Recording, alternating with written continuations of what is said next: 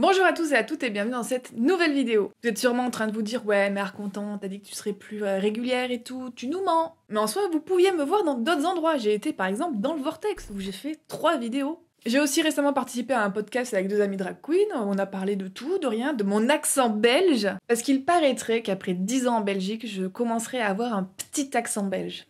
Par contre, tu sais que dans tes nouvelles dernières vidéos sur YouTube, tu as un accent belge. Je suis partie en vacances avec mes parents. À un moment, on a mangé un truc, c'était amer.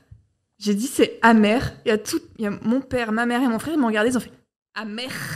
Aujourd'hui, on va parler d'un poulet. Vu que je viens de mentionner les accents, je sais que tout le monde dit pas poulet et il y en a vous dites poulet ou un truc comme ça. Moi, je dis poulet.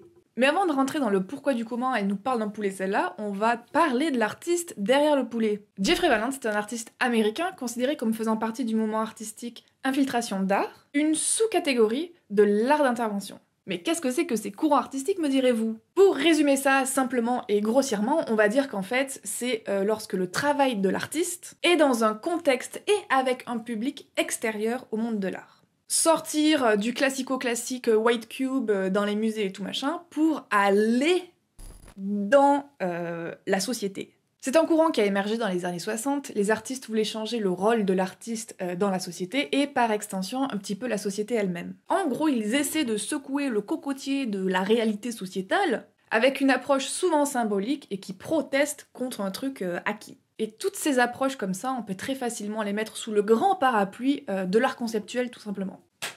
Notre poulet.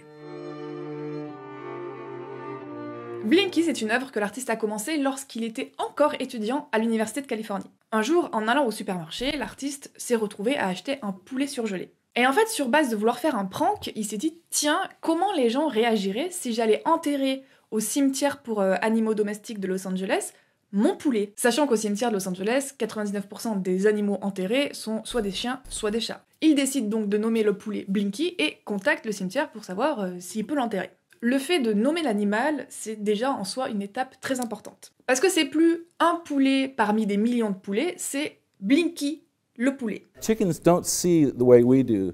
Their eyes go this way, so if they're looking like at a bug on the ground, they have to sort of turn their whole head and sort of blink. So you have this idea of like Blinky is like something that chickens do. Et au final, de la même manière que Wim Delvoye avec ses porcs, Jeffrey Valence, il sort l'animal de sa réalité d'animal de ferme de batterie pour être mangé et lui donne une part d'humanité. L'artiste explique dans une interview qu'en général, les éleveurs de vaches ou des trucs comme ça, ils vont pas fondamentalement trop donner de prénoms à leurs animaux parce qu'en fait, ils vont mourir. Il explique que c'est justement ça la différence entre la vache Marguerite et qu'on a chez soi et qu'on aime bien et la vache Marguerite qu'on va manger.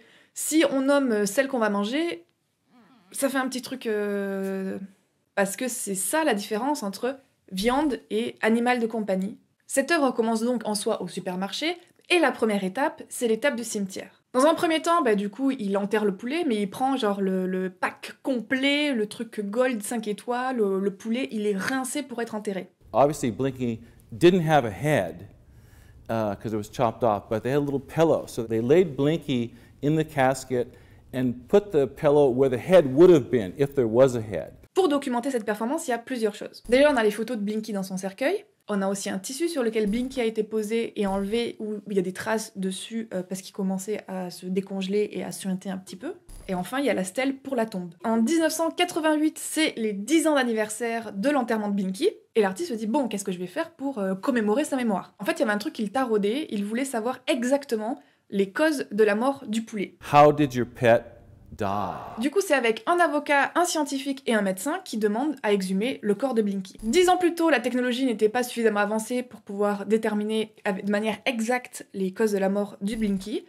Mais là, du coup, on récupère les dépouilles et on fait des examens. Le rapport d'autopsie démontre sans grande surprise que le poulet est mort de multiples fractures. L'artiste récupère 2-3 petits ossements, puis on remet Blinky dans le cercueil et on remet Blinky dans la tombe. En plus de la recherche pour savoir comment Blinky était mort, l'artiste a créé toute une exposition autour de l'anniversaire des 10 ans. Lorsqu'il a fait la première partie de l'œuvre, lui, dans sa tête, il n'y avait pas de rapport au catholicisme ou de trucs comme ça. Mais ce qui est très intéressant dans son travail, c'est que vu qu'il fait un point tous les 10 ans, pendant 10 ans, il récolte les retours des gens et leur perception de l'œuvre et de Blinky. En faisant des recherches dans la Bible, il trouve un passage où le Christ se compare directement avec un poulet. Il se compare plus précisément même à une poule. Comme une poule rassemble ses poussins sous ses ailes. Il y a ensuite évidemment le parallèle entre corps sacrifié puis corps exhumé. On n'oublie pas le drap sur lequel il a posé le poulet il y a 10 ans pour faire ses photos, sur lesquelles il est resté des traces du poulet qui, indirectement, se transforment en sensuaire spécifique au poulet. L'artiste explique que quand il était jeune, il aimait souvent traîner au cimetière pour animaux de Los Angeles.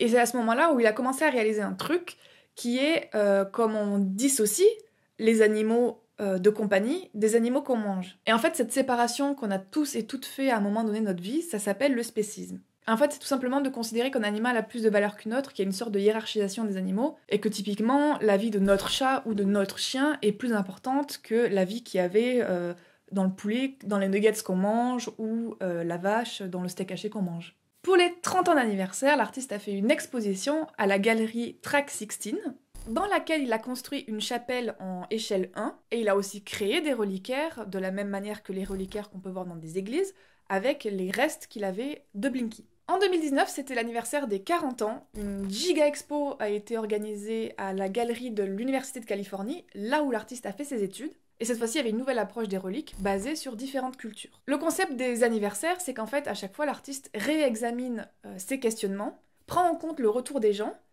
et redonne une nouvelle dimension, un nouveau bol d'air frais à tout ce que représente Blinky. On peut dire énormément de choses avec cette œuvre.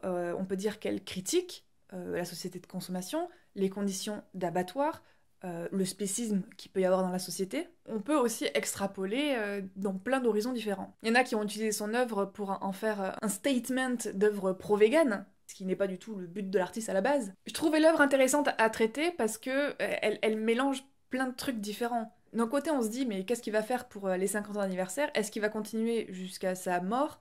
Est-ce qu'on va plus loin et encore plus loin dans l'absurde? Personnellement, c'est une œuvre que j'aime beaucoup, principalement la première étape, pour le côté philosophique que ça renvoie. Après, c'est aussi une remarque qui est très centrée autour de l'Occident, parce que dans le sens où, par exemple, en Amérique latine, ils mangent des cochons d'Inde, alors que chez nous, c'est un animal de compagnie. Ou alors en Inde, les vaches sont sacrées et nous, on les mange. Et eux, du coup, ils auraient une perception totalement différente de toute l'œuvre autour de Blinky le poulet, qui, en soi, rapporterait à l'artiste de nouvelles sources de réflexion. C'est ainsi que se finit notre vidéo sur Blinky le poulet. Comme d'hab, il y a toutes les infos complémentaires et en plus dans la barre d'infos. Moi, j'aime bien. J'espère que, parce que j'ai dit le mot spécisme, ça va pas être la guerre dans les commentaires. Et quant à moi, je vous dis à la prochaine!